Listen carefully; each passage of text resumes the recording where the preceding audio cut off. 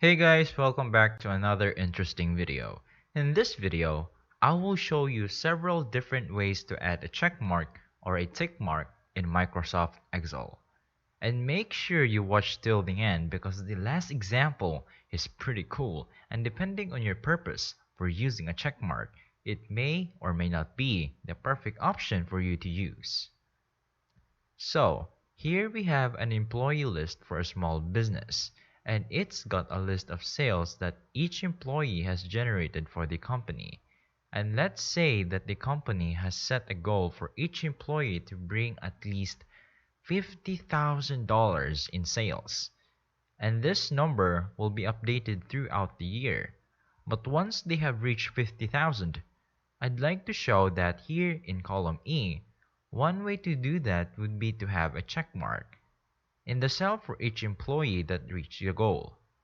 There are several different ways to add check marks, or some people call them tick marks in Excel. Let's look at what I think are the best. It looks like Gina Pullen has reached the goal, so I'll click here on E2 and I'll hold Shift and tap P on the keyboard, then tap Enter. Regina has also reached the goal, so Shift P again, and then I'll tap Enter a couple of times. Here's another one that deserves of Shift P. Now, why am I entering Shift P? The reason why is because if I select the range that I want to have check marks, and then if I go up here to the Home tab, look in the font group, I can change the font from Calibri to the Wingdings font. And in this case, I want to Wingdings too. By changing the font to Wingdings, notice that my uppercase P has turned into a check mark. That's how Wingdings 2 interprets an uppercase P. So, I could just keep entering uppercase P over and over for the appropriate people and it enters it in. Now, if I wanted to, I could go to the records that haven't quite reached the goal, and I could put in Shift O. Notice what Shift O is. It's an X mark.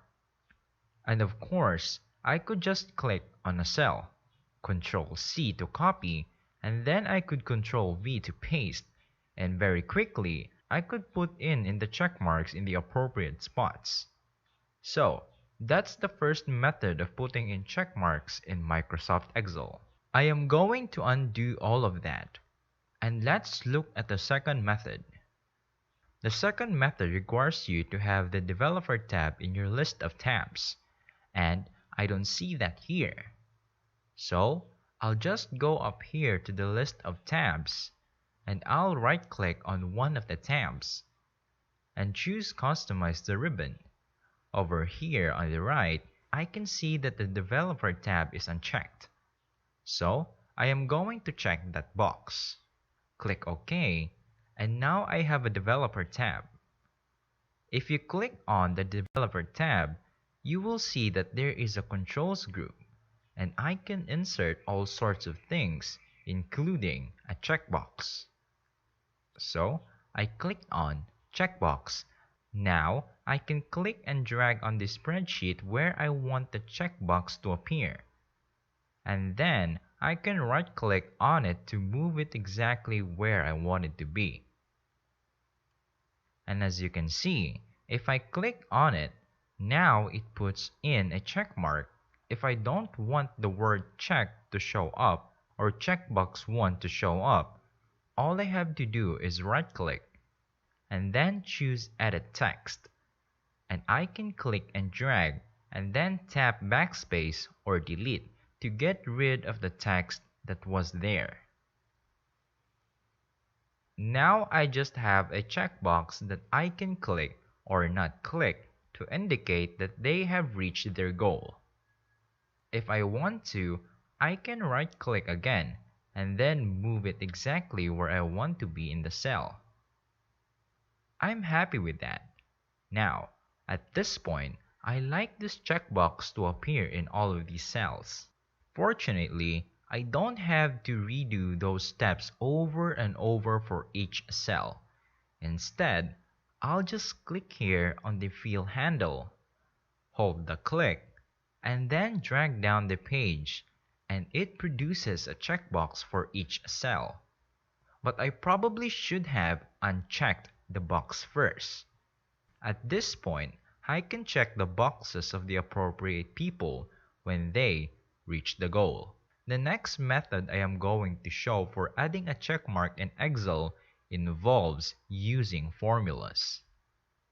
So here, in column G, I would like Excel to check the evaluation that's in column F and decide if the employee has earned a bonus or not. If they have, I want a check mark to appear. So, let's start in G2. I will tap equals and write an if formula. So if left parenthesis and then click on F2. So if F2, let's say, is greater than 6, so if it's 7 or higher, then I put a comma there to represent then. And then R type CHAR for character. That's what that stands for. Left parenthesis and then 252.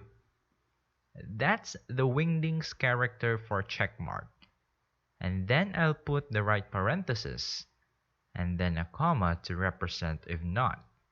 Then I want the character 251 and I need to put that left parenthesis there. And then 2 right parentheses.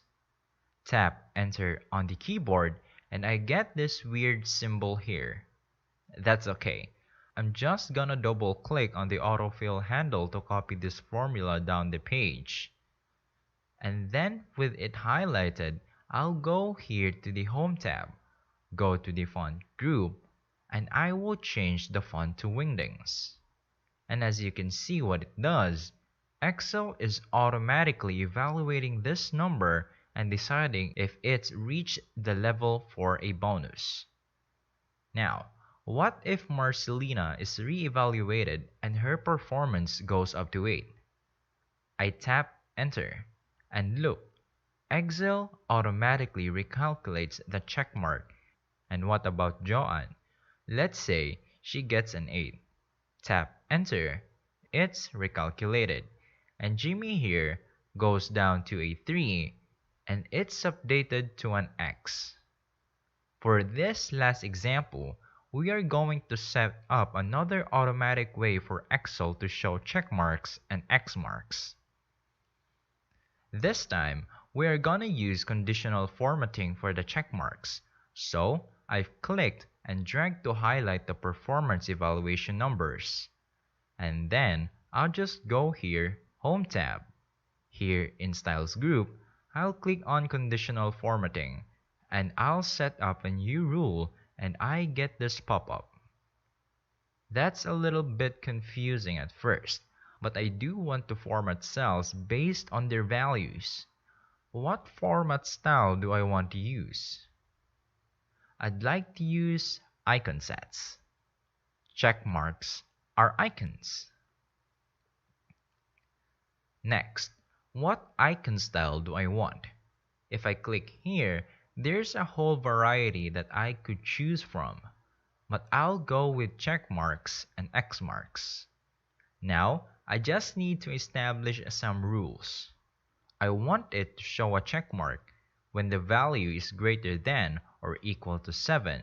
So, I type 7, but notice over here on the right it says type, and its percent is going to look for a percentage.